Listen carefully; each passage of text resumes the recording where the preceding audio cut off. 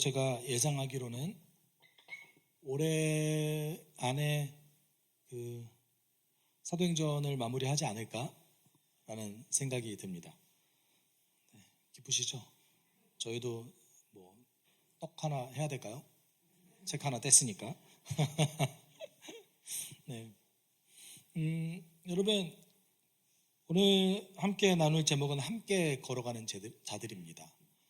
전 개인적으로는 사도행전을 문자 그대로 교회와 그리스도인들에게 적용하는 것이 굉장히 위험한 시도라고 생각합니다. 특별히 예를 들어보죠. 우리가 사도행전 2장에 성령이 강림하고 방언이 나타나고 그때 베드로의 설교를 듣고 3,000명이 회심하며 교회가 급격하게 성장하는 모습을 볼 수 있습니다.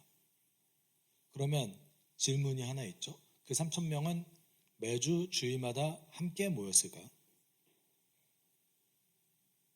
그럴 장소가 없습니다. 그럴 장소가 없으니까 사도행전 2장에서 4장까지는 보면은 날마다 성전에 모였다라고 얘기하고 있습니다. 네. 여러분 3,000명이 들어갈 건물을 만들 수가 없어요. 지금도 3,000명이 들어갈 건물을 짓기에는 좀 크잖아요. 그것도 지금도 많은 비용이 들어가는데 그때는 지금과 상상할 수 없는 비용이 들어가고 있습니다. 그러면 혹시 이탈리아를 여기 중에 여행에 계신 분이 계시면 저는 이제 제가 이탈리아 로마에서 판테온 신전이라는 데가 있어요. 아주 유명하죠. 되게 큰 줄 알았어요. 엄청 크겠거니요. 들어갔는데 생각보다 제 예상보다는 그렇게 크진 않은 거예요. 생각해보니까 고대 시절에 이만한 건축물을 짓는 것도 엄청난 일이었던 거예요. 그리고 네로가 머물렀다는 이제 궁전 터를 가봤어요. 야, 그래도 로마 제국이잖아요. 그렇죠? 저는 사실 그래서 로마 제국의 어떤 궁전 정도 되면 그래도 터가 피라미드만하겠거니라고 생각했어요. 피라미드가 그것보다 훨씬 전에 지어졌으니까. 그렇게 안 크더라고요. 여러분 경복궁이 더 큽니다. 네. 물론 이제 뭐 이것저것 다 하면 비슷한 규모가 되긴 하겠죠. 여러분 우리가 생각하는 교회, 특히 사도행전부터 시작돼서 사도들이 계속해서 교회에게 편지를 보내는데 그때의 교회는 30-40명의 교회들입니다. 전부 다. 그래서 교회가 어떻게 표현되고 있냐면 누구누구 집에서 모이는 교회 이렇게 표현되고 있습니다. 그러면 예를 들어보죠. 로마에 살고 있는 성도가 대략 그리스도인이 한 500명, 600명이라고 했을 때 그들이 한 번에 절대 모일 수 없는 거죠. 그러면 누구누구 집에서 모이는 공동체, 누구누구 집에서 모이는 공동체 이런 거예요. 로마서는 로마 교회 한 교회에 보낸 게 아니라 로마 곳곳에 누구누구 집에서 모이는 성도들의 집합체에 보낸 거예요. 우리랑 상황이 너무 다르죠. 근데 예를 들어서 제가 아까도 말씀드렸죠. 사도행전 2장 같은 경우 열심히 기도하면 방언받고 교회가 부흥합니다. 이게 안 맞을 수도 있어요. 안 받으면 어떡할 거예요? 열심히 기도했어요. 밤새 기도했어요. 방언을 내가 받을 수 있으면 받는 겁니까? 성령께서 주시는 거잖아요. 열심히 막 기도했는데 교회가 부흥이 안 됐어요. 성장을 못해요. 어떡하죠? 그런 경우가 많죠? 그러면 이제 우리는 이렇게 생각하죠. 기도를 잘못해서 그렇지. 여러분 사도행전 절대 1대1로 직접적으로 우리에게 적용하기 힘든 본문들이 많습니다. 우리는 사도가 아니에요. 그리고 우리는 초기 그리스도인들도 아닙니다. 여기 계신 분들 숫자 정도면 초기 교회에서는 대형 교회예요. 빌립보 교회가 우리보다 작았습니다. 그렇죠? 빌립보 교회가 우리보다 작았어요. 근데 그 바울은 빌립보 교회를 향해서 엄청난 에너지를 투입합니다. 그리고 그 빌립보 교회 때문에 너무나 기쁘대요.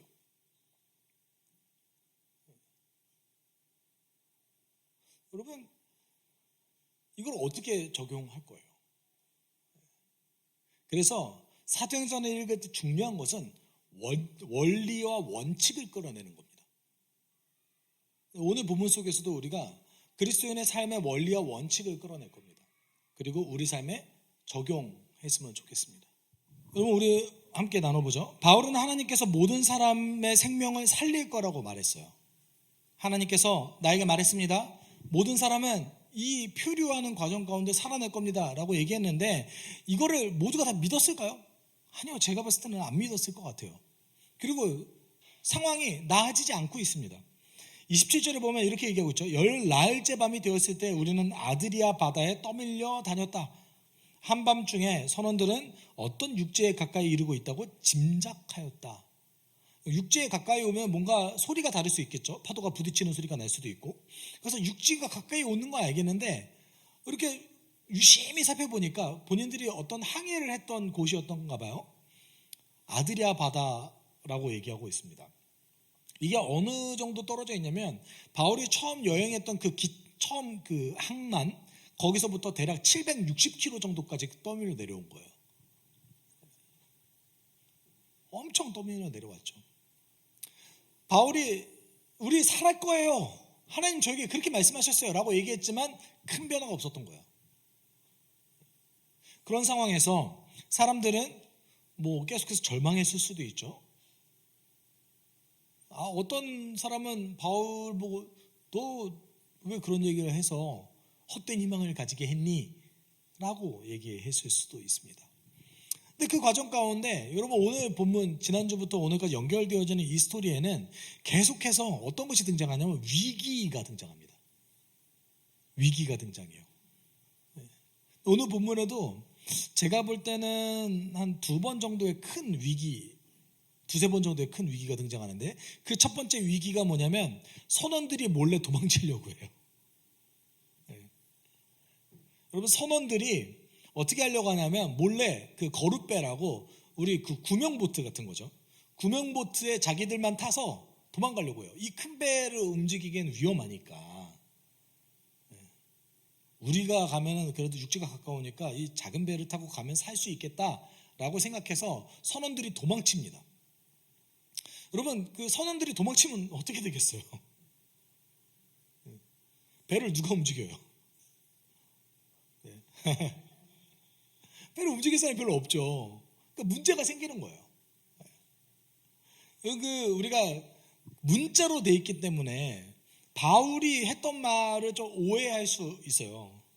그래서 바울이 그 백부장과 병사들에게 뭐라고 조언하냐면 31절 32절 이렇게 얘기해요. 같이 읽어볼까요? 바울은 백부장과 병사들에게 말하였다. 만일 이 사람들이 배 그대로 남아있지 않으면 당신들은 무사할 수 없습니다. 그러자 병사들이 거룻배의 밧줄을 끊어서 거룻배를 끌어들였다. 여러분, 그 바울의 말, 만일 이 사람들이 배에 그대로 남아있지 않으면 당신들은 무사할 수 없습니다, 이러면은 솔직히 이렇게 생각할 수도 있지 않아요? 그러면 모두가 다 여기에 붙어 있어야 하나님께서 살려주시나? 이렇게까지 생각 안 했을 수도 있죠. 혹시 하나님께서 바울에게 그렇게 말씀하시지, 한 명이라도 빠져나가 봐봐, 내가 안 살려줄 거야, 하나님 이렇게 말씀하셨을까요? 그러니까 바울은 상식적인 얘기를 한 거예요. 어떤 상식적인 얘기예요? 아니, 선원들이 다 도망가는 걸 지켜보면 어떡해요? 우리는 어떡하라고요? 이 말인 거예요. 너무 배가 계속 흔들리고 두려운 가운데 오래 있었기 때문에 제가 볼 때는 백부장을 비롯한 병사들도 판단력을 잃어버린 것 같아요. 평소 같았으면 선원들이 도망가지 못하게 했겠죠. 근데 도망가는데 그냥 보고 앉아있는 거예요. 이렇게. 이게 어떤 것을 뜻할까요? 다 지금 그렇게 소망이 없어요. 될 대로 되야지 뭐. 쟤들 가다가 살면 살고 안 되면 어쩔 수 없고. 저 작은 배로 이 풍랑을 견디겠어? 밤에 저 작은 배로 간다고? 에휴, 쟤들도 뭐 어떻게 되겠지? 여러분, 이렇게 방관하고 소망을 잃어버리고 있는 상태였습니다. 그 상태에서 바울은 사람들을 격려하기 시작합니다. 그럼 솔직히 얘기하죠. 바울은 사람들로 하여금 우리 먹을 것도 먹읍시다. 먹어야지 우리가 살지 않겠어요? 라고 조언하잖아요. 근데 어차피 하나님께서 살려주신다고 하셨어요. 이거 한 끼 식사를 하는 것과 안 하는 것이 큰 차이가 있을까요? 제가 볼 때는 큰 차이가 없었을 것 같아요. 어차피 살았을 것 같아요. 그런데 바울은 사람들을 격려하기 시작합니다. 그리고 사람들에게 격려하면서 하나님을 드러냅니다. 35절 36절 이렇게 얘기하고 있죠. 이것도 같이 읽었으면 좋겠는데요. 바울은 이렇게 말하고 나서 빵을 들어 모든 사람 앞에서 하나님께 감사를 드리고 깨어서 먹기 시작하였다. 그러자 사람들은 모두 용기를 얻어서 음식을 먹었다. 어떤 성경학자는 이렇게 먼저 하나님께 감사를 하고 빵을 떼어 먹는 것을 모두가 지켜보는 앞에서 성찬을 했다라고 얘기하는 성경학자들도 있고요. 그리고 이 장면이 예수께서 5,000명을 먹이셨던 그 장면, 오병이어 장면, 5개의 떡과 2마리의 물고기, 그거를 가지고 하나님께 축사한 다음에 5,000명을 먹였던 그 기적의 장면과 매우 유사한다고 얘기하기도 합니다. 또 어떤 사람은 이것이 예수님께서 제자들과 마지막 만찬을 했을 때 보여주셨던 성만찬과 매우 비슷한 모습을 보이고 있지 않느냐라고 얘기하고도 있습니다. 근데 저는 뭐 이게 성만찬이냐 그렇지 않냐 이게 중요한 것 같지는 않아요. 중요한 건 뭐예요? 이 순간에 바울은 사람들을 격려하고 있고 그리고 그 과정에서 하나님께 감사하고 있다는 거예요. 뭘 감사하고 있어요?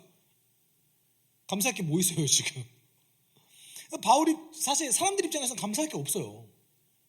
바울은 감사하고 있어요. 어떤 걸 감사해요? 이미 살아났음을 감사하고 있어요. 당신들 안 죽을 거예요. 밥 먹으세요. 괜찮아요. 그래서 미리 마치 미래에 있는 사건이 일어난 듯한 인상을 보이면서 하나님께 감사하고 밥을 먹기 시작합니다. 그리고 이에 모든 사람이 용기를 얻어서 음식을 먹었다라고 얘기하고 있습니다. 이 자리에 있었던 사람이 276명이었습니다. 당시 276명이 타는 배였으면 굉장히 큰 배에 속합니다. 저는 개인적으로는 아니 도대체 식량이 그 배에 얼마나 많았길래 식량을 버려서 배의 무게를 줄이지? 라는 생각을 좀 하기도 했습니다. 근데 제가 이제 유심히 좀 살펴보니까 이 배가 알렉산드리아에서 출발했어요. 알렉산드리아가 이집트에 있는 항구 도시입니다. 근데 당시에 로마 제국의 어떤 식량 창고 역할을 했던 곳이 이집트였습니다. 이집트가 적어도 현대에 오기 전까지 인구가 그렇게 폭발하기 전까지는 이집트라는 나라는 식량을 걱정해 본 적이 없는 나라입니다. 그 비옥한 나일강의 그 축복으로 인해서 그곳에 굉장히 많은 식량이 생산되는 곳이었어요. 고대부터 지금까지. 지금의 문제는 뭐냐면 그 농사 지어야 될 땅에 아파트 들어와서 문제가 된 거래요. 이해하셨죠? 그러니까 물이 있는 곳이 그곳이니까 원래는 그곳에 농사를 많이 지어야 되는데 사람이 많이 살기 시작하게 된 거예요. 그래서 농경지가 준 거예요. 그러니까 이제 수입을 많이 하게 되죠. 이집트가 요새 그게 문제잖아요. 이 배는 아마 식량을 수송하는 배 중 하나였던 것 같아요. 그래서 식량을 막 줄이면서까지 이제 버티기에 들어간 겁니다. 그리고 결국은 이제 날이 밝았어요. 앞에 항만이 보여요. 거기 이제 배를 대야 되잖아요. 배를 잘못 댔어요. 어디에 갇혔대요? 모래톱에 갇혀서 이제 배가 좌초돼 버렸어요. 위기가 한 번 더 등장합니다. 어떤 위기입니까? 42절 이렇게 얘기합니다. 병사들은 죄수들이 혹시 헤엄쳐 도망할까봐 그들을 죽여버리려고 계획하였다. 아니 죄수 죽이는 게 뭐가 어때서요? 바울이 죄수였어요. 여러분 죄수가 혹시 도망칠까봐, 왜냐하면 도망치면은 그 병사들 책임이었거든요.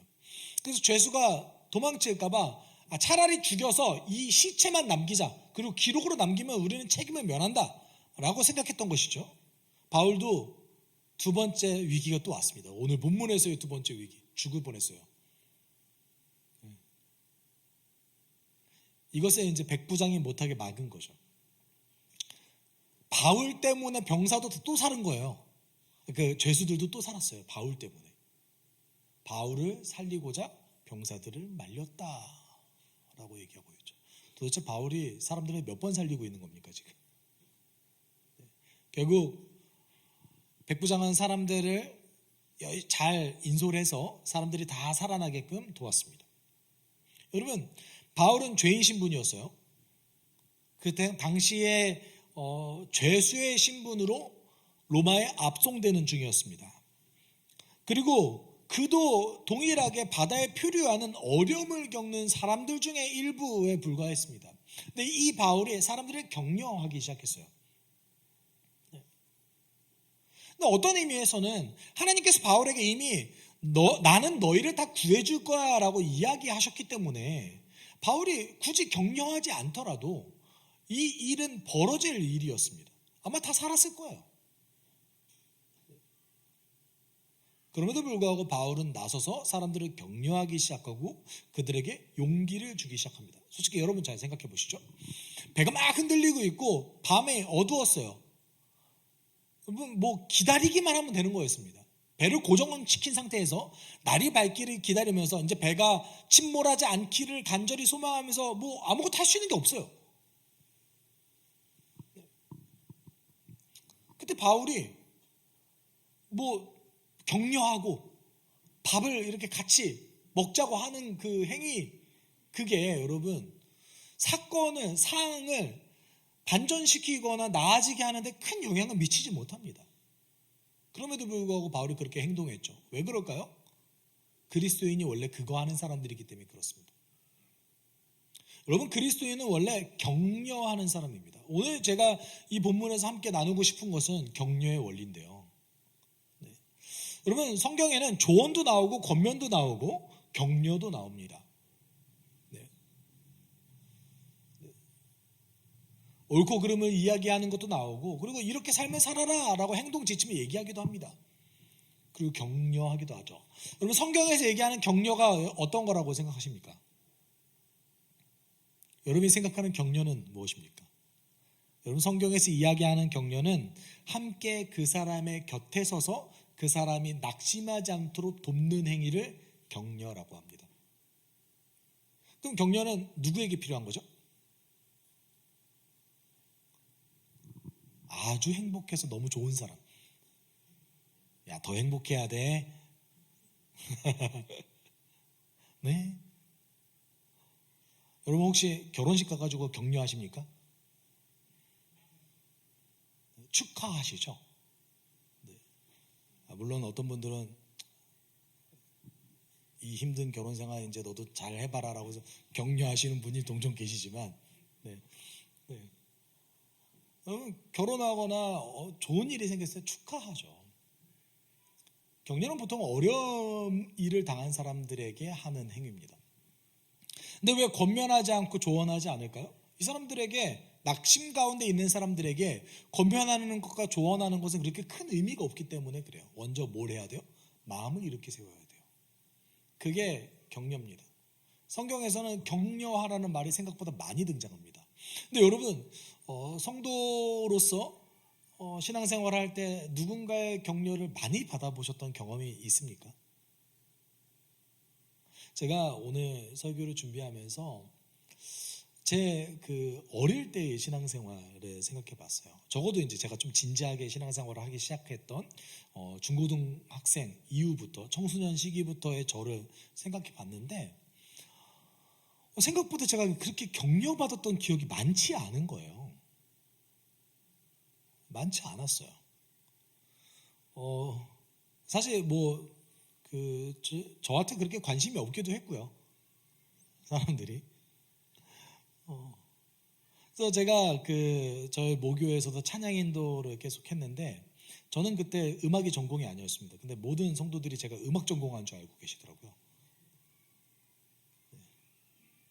그리고 나름 그래도 제가 할 수 있는 게 교회를 위해서 기여하고 그다음에 청소년부 아이들에게 좋은 영향을 끼칠 수 있는 것이 잘할 수 있는 것이 그것밖에 없었기 때문에 되게 그 찬양팀 아이들과 함께 지내는 것과 그다음에 찬양 인도하는 것 굉장히 열심히 했습니다. 근데 그거를 사명으로 보시지 않으시고 제가 이제 교회 안에서 취미 생활을 한다고 생각하시는 분들이 많으셨어요. 뭐 어른들 입장도 이해가 됩니다. 뭐 조용하게 찬송가 부르고 싶으신데 교회 와가지고 맨날 락 장르 막 하고 있고 막 드럼 막 시끄럽게 치고. 그래서 저와 함께 했던 그 찬양팀 친구가 특히 드럼 치는 친구들이 항상 그랬는데 드럼 치는 친구가 드럼을 치면서 아니 왜 드럼을 걷다 배치했는지 모르겠어요. 드럼이 항상 원로 목사님 앞에 있었어요. 좀 뒤로 가지. 그래서 드럼을 치면서 항상 목사님 눈치를 보면서 이렇게 드럼을 치고 있는 거예요, 얘가. 네, 왜냐면 드럼 소리가 좀 커지면 목사님은 되게 찡그리셨거든요. 제 기억은 많은 눈치를 보면서 신앙생활을 했던 기억이 있습니다. 지금 생각해 보면 부당하다는 생각이 들어요. 왜냐면 격려해 줘야 되거든요. 여러분 잘 생각해 보세요. 여러분 어릴 때 예전에는 저녁 예배가 있었죠. 물론 여기 혹시라도 신앙생활을 어릴 때부터 하시지 않으신 분들이 계시다면 제가 이런 비유를 들어서 죄송합니다. 근데 저도 어릴 때에 저희 교회는 주일날에 저녁 예배가 있었습니다. 그럼 애들 뭐 합니까? 저녁까지? 할 수 있는 게 없어요. 그렇죠? 그럼 뭐 해야 돼요? 자기들끼리 막 놀아요. 놀 데가 있나요? 아니요. 교회 놀 데 없어요. 애들을 위한 공간이 없어요. 그러면 어디 가냐면 보통 이제 주일학교 부서실 가가지고 그냥 자기들끼리 뛰어노는 거예요. 근데 거기에는 이미 선생님들이 부서실을 정리를 막 다 해놓으셨어요. 근데 거기를 우리가 어지럽히고 있는 거예요. 이해합니다. 이미 다 깨끗하게 청소하셨는데. 그래서 막 방석을 막 난리를 피고 막 이런 일들이 주일 저녁 때마다 일어났던 것 같아요. 그때마다 혼났던 기억이 있습니다. 근데 여러분 지금 생각해보면 아이들을 어른 예배 드리라고 그렇게 방치해 놓는 게 더 잘못된 거 아니에요? 그것도 잘못된 행동이에요. 근데 아이들을 짐꾼 취급했죠. 지금 생각해보면 오히려 아이들을 격려해 줘야 되는 거니 너희들 엄마 아빠 기다리냐고 고생이 많다. 뭐 먹을 거라도 좀 사주시면서 이랬으면 얼마나 좋았을까. 네. 그렇죠? 여러분 주일학교 친구들이 과거부터 저희 세대의 주일학교 아이들이 왜 신앙을 많이 잃었냐면 어릴 때부터 성경 읽는 게 굉장히 어렵게 만들어 버렸어요. 그 성경 어떻게 유치원 애들이 읽어요. 그리고 교회 가면 굉장히 되게 막 제재당하는 게 많았고요. 그리고 어른들이 뭐 할 때마다 어딘가 뒷전에 이렇게 있어야 됐어요. 제가 생각했던 교회도 아이들이 이제 조금 놀만 하면 여기서 밥 먹어야 된다고 애들 보고 나가라고 그랬어요.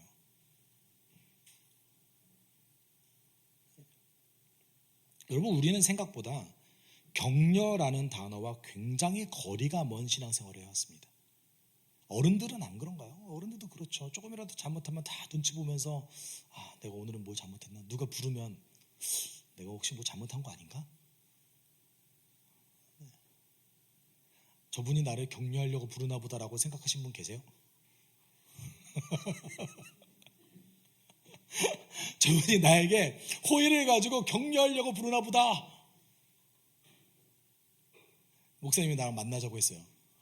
오늘은 나에게 뭘 시키려고. 우리 격려랑 굉장히 거리가 먼 신앙생활을 해왔습니다. 여러분 성경은 격려하라고 얘기합니다. 그리고 오늘 본문에서도 바울은 절망에 빠진 사람들을 격려합니다. 근데 제가 볼 때 한 3가지 정도 이 격려할 때 바울이 가지고 있었던 원칙을 한번 끌어내 볼까 하고 있어요. 물론 뭐 어떤 분들은 그게 좀 어거지 아니에요라고 하지만 제가 봤을 땐 바울은 그 서신서나 전부 다 살펴보더라도 그 원리를 가지고 항상 했던 것 같긴 합니다. 그래서 한번 좀 살펴봤으면 좋겠는데, 첫 번째는 그는 죄인의 신분임에도 불구하고 모두를 격려했어요. 바울은 죄인 신분이었어요. 아마 배에 탔기 때문에 문제를 일으킬 수도 있어서 뭔가 이 사람을 구속할 만한 뭔가를 달고 있었을 가능성이 매우 높습니다. 그리고 여기 그 배에 같이 탔던 그 276명, 여러분 생각해 보십시오. 그 사람들이 바울이 어떤 사람인지 어떻게 압니까? 그럼에도 불구하고 바울은 상황과 여건과 상관없이 사람들을 격려하기 시작한 거죠. 여러분, 우리가 누군가를 격려할 때 우리가 못하는 이유 중에 하나가 뭡니까? 저 사람이 나보다 나은 것 같은데. 그럼 여러분 격려하십니까?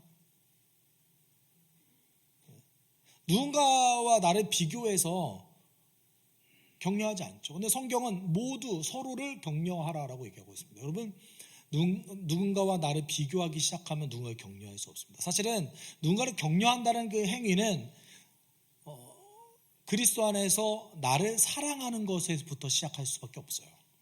나를 비교하지 않고 내가 예수를 믿기 때문에 만족을 얻는 것에서 시작해야 됩니다. 우린 새로운 창조물이잖아요. 여러분, 그 성경에서 얘기하는 자기 사랑이 있습니다. 근데 그 자기 사랑이 나의 전 존재를 사랑하라는 것이 아니라 예수를 믿고 변화된 나, 그리고 앞으로 변화되어질 새 창조물로서의 나를 사랑하라는 얘기인 거예요. 예수가 살린 그 생명으로서의 나 사랑해야죠. 예수도 나를 사랑하는데. 그렇게 비교하지 않는 마음에서, 그리고 상황과 여건과 상관없이 바울은 누군가를 항상 격려했습니다. 여러분, 그리스도인은 모두를 격려할 수 있는 사람들입니다. 나보다 좀 더 괜찮은 사람인 것 같은데 격려 왜 못합니까? 그렇죠? 우리는 어색해요, 그게. 두 번째는 어려움에 집중하지 않고 할 수 있는 것을 하도록 도왔습니다. 뭐 했어요? 밥 먹었어요. 그 밤 시간에 밥 먹는 것이 그렇게 큰 의미가 없는 행위일 수도 있습니다. 여러분, 밥 먹으면 어려움에 집중하지 않게 도움을 줄 수 있습니다. 뭔가를 먹는다는 행위가. 그 상황에서 여러분 할 수 있는 게 뭐가 있겠어요? 레크레이션을 하겠어요? 서로 모여서 막 이렇게 대화를 나누겠어요? 할 수 있는 거 유일한 거 하나 있죠. 함께 먹는 행위 할 수 있습니다. 옥스퍼드 대학에서 사실은 그 먹는 것과 함께 먹는 것, 혼자 먹는 거 말고 함께 먹는 행위가 인생에 어떤 영향을 미치는지에 대한 연구를 한 적이 있습니다. 어떨 것 같으세요? 여러분 혼밥 좋아하세요? 저는 좀 좋아해요, 사실. 제가 육아를 하기 시작하면서 혼밥을 좋아하기 시작했어요. 혼자 가만히 밥 좀 먹었으면 좋겠다. 네. 밥 먹으면 꼭 와가지고 달라고 하고 막 먹였는데, 네. 꼭 달라붙어서 저희 애들이 그랬거든요. 되게 조용하고 있는데 제가 전화만 하면 갑자기 시끄러워져요. 왜 그러는 건지 모르겠어요, 진짜. 근데 그 연구를 했는데 그 연구 결과가 어땠냐면, 함께 식사하는 시간이 많은 사람일수록 삶의 질과 행복감이 높아진다라는 연구 결과가 나왔습니다. 특별히 이제 정서적인 어려움을 겪는 분들에게, 어려움에 있는 분들에게 함께 식사하는 행위만으로도 문제가 해결되지는 않지만 그 사람의 정서적인 불안과 우울이 굉장히 상쇄된다라는 연구 결과가 이미 있습니다. 바울이 할 수 있는 최선을 한 거죠. 사실 여러분, 우리가 어려움을 겪고 있는 누군가와 만났을 때 우리가 해줄 수 있는 게 없잖아요. 뭘 해줄 수 있어요? 대부분은 우리가 해줄 수 있는 게 별로 없습니다. 대부분은 별로 해줄 수 있는 게 없어요. 물론 조금의 도움을 줄 수 있는 것이 있을 수 있죠. 하지만 그게 그 사람의 어떤 어려움을 근본적으로 해결해 줄 수는 없어요. 그렇죠? 근데 함께 밥 정도는 먹을 수 있어요. 또는 그 사람이 잠시 그 어려움을 잊을 수 있도록 도움을 줄 수 있습니다. 이것이 바울이 했던 격려였던 것이죠. 그리고 세 번째는 모두의 위로자 되시는 하나님을 의지하고 드러냈습니다. 네. 여러분, 모든 그리스도인들은 자신의 어려움에 대해서 객관적으로 판단할 수 없습니다. 사실은 우리 그렇게 상황을 객관적으로 판단할 수 있는 능력이 없습니다. 그리고 여러분 정서적 공감과 격려가 성향상 안 되시는 분도 계시잖아요. 여기서 저는 대문자 T입니다.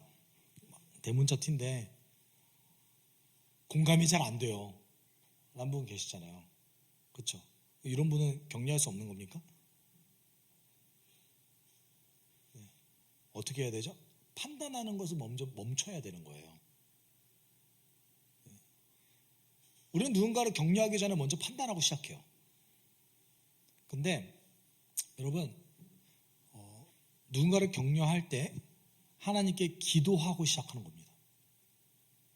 그 사람을 위해서 기도하다 보면 하나님께서는 항상 어떤 것을 도와주시냐면 그 사람에 대한 하나님의 마음을 우리에게 알려주세요. 여러분, 누군가를 위해서 기도할 때 여러분이 반드시 캐치해야 되는 것은 무엇이냐면 그 사람에 대한 하나님의 마음을 하나님께서 알려주세요. 근데 우리는 이거를 비밀로 간직해오고, 그렇죠? 여러분, 누군가를 위해서 기도하시다가 하나님이 그 사람에 대해서 좀 더 이해할 수 있게 도와주시잖아요. 근데 이거 왜 비밀로 감추세요? 이거를 드러내는 것 자체가 격려예요. 예를 들어보죠. 여러분이 누군가를 위해서 기도했어요. 내가 널 위해서 이번 주에 기도를 했는데 하나님께서 이런 마음을 주셨는데 너 참 고생하고 있구나. 그런 생각이 좀 들었다. 이거 나누신 적 있으세요? 부끄러워서 잘 안 나누시잖아요. 그렇죠? 여러분, 우리의 진짜 위로자는 하나님이십니다. 네. 이거 나눠야 돼요. 바울은 그냥 밥 먹는 것 자체도 위로가 될 수 있는데 그때 어떻게 했어요? 하나님께 감사했어요. 그리고 그때마다 하나님 드러냈습니다. 거기에 있는 모든 사람들 그리스도인입니까? 그렇지 않습니다. 네. 심지어 어떤 분들은 이렇게 생각할 수도 있겠죠. 이 위기의 순간에 복음 전해야지. 왜 격려해? 이게 복음 전하는 행위예요, 여러분.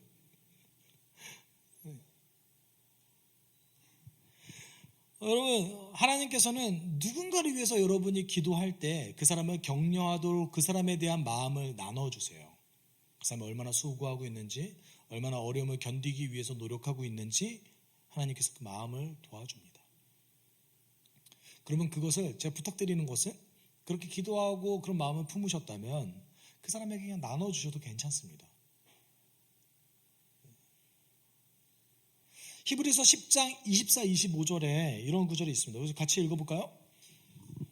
그리고 서로 마음을 써서 사랑과 선한 일을 하도록 격려합시다. 어떤 사람들의 습관처럼 우리는 모이기를 그만하지 말고 서로 격려하여 그날이 가까워오는 것을 볼수록 더욱 힘써 모입시다. 여러분, 히브리서는 그리스도인이기 때문에 고통받고 있는 유대인 성도들을 위해서 쓰인 성경입니다. 유대사회에서 배척당하고 심지어는 자신의 소유를 빼앗기고 박해와 체포의 위협과 그리고 마지막으로는 가족으로부터 고립당하고 있는 그리스도인들을 향해서 쓰여진 성경입니다. 그렇게 해서 어려움을 당하다 보니까 사람들이 어떻게 하기 시작했냐면 안 모이기 시작하는 거예요. 어떤 분들이 이 구절을 해석할 때 모이기를 패하는 사람들의 습관이라고 얘기할 때 이거 예배라고 생각하시는 분 계신데 예배를 포함한 모든 모임을 다 얘기합니다. 네. 그래서 우리는 날마다 예배해야 됩니까? 성경에 그런 게 어디 있어요? 그런 얘기 없어요. 모일 때마다, 물론 여러분 모일 때마다 예배도 예배의 행위가 있었을 수도 있습니다. 그때는 어떤 정형화된 그런 예배가 없으니까요. 다만 중요한 것은 무엇입니까? 서로 너무 힘들다 보니까 이제 모이기도 싫어. 지쳐. 낙심돼. 그런 사람들에게 성경의 저자는 뭐라고 얘기했습니까? 서로 격려하십시오. 당신의 그 힘든 어려움, 낙심됨을 풀 수 있는 길이 있는데 그게 뭔지 아세요? 서로 격려하세요. 격려라는 말 2번 나오죠. 강조하고 있습니다. 네. 여러분, 원래 그리스도인은 특별히 공동체에 가장 필요한 덕목 중에 하나는 뭐냐면 서로 격려하는 겁니다. 어려움에 있는 사람은 절대 홀로 두지 않는 것, 이것이 원래 그리스도를 믿는 공동체 안에 있는 가장 중요한 덕목 중에 하나입니다. 어떤 의미에서는 우리는 이 가장 중요한 덕목을 상실해 가고 있는지도 모르겠습니다. 이제는 격려가 뭡니까? 교회 안에서 공동체를 이루자는 것도 어려운 시대가 되어버렸습니다.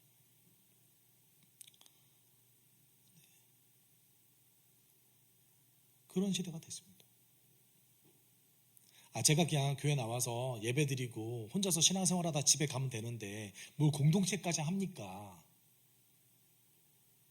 그런 생각 솔직히 여기 계신 한두 번 정도는 다 해보셨죠? 네. 저도 해봤어요. 여러분, 제가 장담합니다. 그 성경 안 읽으신 거예요? 네. 아니면 성경에서 내가 의도적으로 공동체라는 말을 삭제하고 있는 거예요. 내가 하기 싫으니까. 우리의 어려움과 문제가 닥쳤을 때 그것을 가장 적실하게 도와줄 수 있는 거 뭐냐면 서로 격려하는 공동체라고 얘기하고 있습니다. 여러분 혹시 어려움 가운데 계십니까? 그 어려움을 피할 수 있게 도와주는 것, 어려움에 집중해서 내가 낙심하지 않게 도와주는 거 뭡니까? 서로 격려하는 공동체예요. 그것을 꼭 기억하셨으면 좋겠습니다. 하나님은 지금 이 순간에도 공동체를 부르셔서 그 전략을 사용하고 계십니다. 우리 가운데 격려가 넘쳐나는 일이 일어났으면 좋겠습니다. 우리 같이 찬양했으면 좋겠어요. 함께 찬양합시다.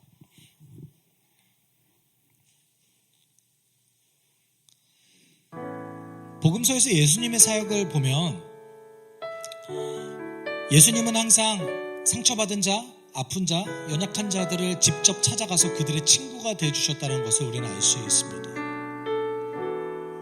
우리가 예수를 믿고 예수를 따르는 자라면 우리도 그것이 우리의 생활에 내재되어야 될 줄 믿습니다. 우리 함께 고백합시다. 우리 예수님이 우리의 치료자이십니다. 예수 나의 좋은 치료자, 예수 나의 좋은 치료자, 그의 눈이 머무는 곳은 나의 슬픔과 고통, 고개 들어 그의 눈을 볼 때에 난 알았네. 예수 나의 좋은 치료자, 예수 나의 좋은 치료자, 그의 손길이 닿는 곳은 나의 상처와 아픔, 영원히 흐를 것 같았던 눈물 다 멎었네. 예수 나의 치료자. 다시 고백합시다. 예수 나의 좋은 치료자, 그의 눈이 머무는 곳은 나의 슬픔과 고통, 고개 들어 그의 눈을 볼 때에 난 알았네. 예수 나의 좋은 치료자, 예수 나의 좋은 치료자, 그의 손길이 닿는 곳은 나의 상처와 아픔, 영원히 흐를 것 같았던 눈물 다 멎었네. 예수 나의 치료자. 노래하리라. 나 노래하리라. 천한 나를 돌아보신 구세주를 찬양해. 하늘 닿는 곳까지 내 손 들리라. 예수 나의 치료자. 나 노래하리라. 나 노래하리라. 천한 나를 돌아보신 구세주를 찬양해. 하늘 닿는 곳까지 내 손 들리라. 예수 나의 치료자. 우리 지금 이 순간 함께 기도할 때 예수께서 우리의 진정한 위로자이고 치료자이십니다. 그분은 지금 우리의 문제를 해결하기 원하시고 우리와 함께 동행하기 원하십니다. 하나님, 내가 먼저 그의 사랑을 수용해서 살아가게 하여 주십시오. 그리고 내가 사랑받은 만큼, 내가 예수의 은혜를 누리는 만큼 누군가를 격려할 수 있게 주님 도와주십시오. 우리가 함께 기도하도록 하겠습니다. 사랑하는 하나님 아버지 감사합니다. 우리 지금 이 순간에 함께